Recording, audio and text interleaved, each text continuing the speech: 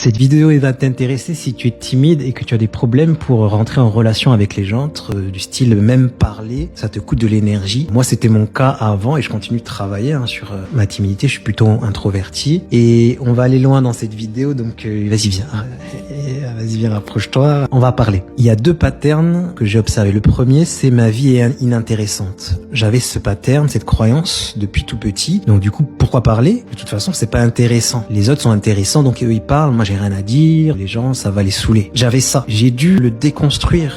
J'ai dû le déprogrammer et installer, en fait, ma vie est intéressante. Quand je parle, les gens sont intéressés, ils écoutent, mais ça m'a pris du temps.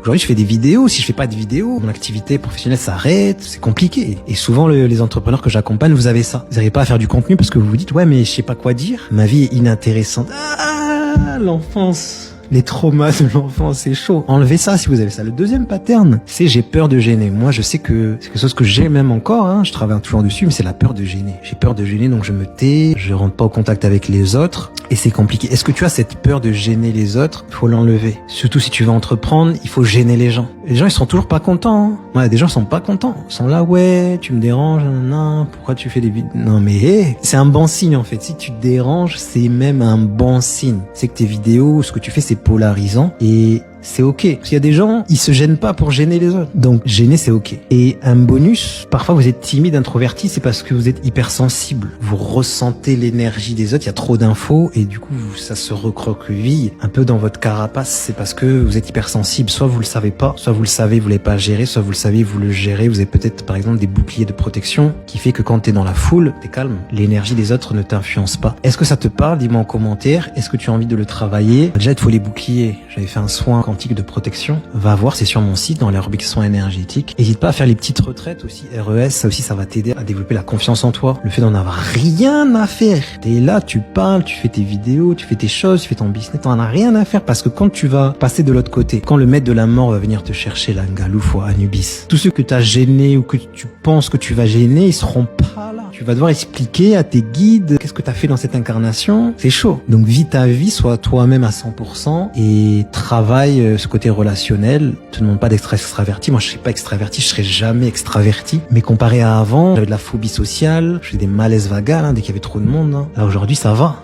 Donc ça se transforme. Courage à toi.